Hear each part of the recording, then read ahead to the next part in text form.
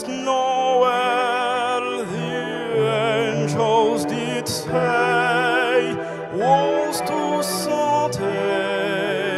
poor shepherds in the fields as they lay in the fields where they lay keeping their ships in the cold winter's night that was so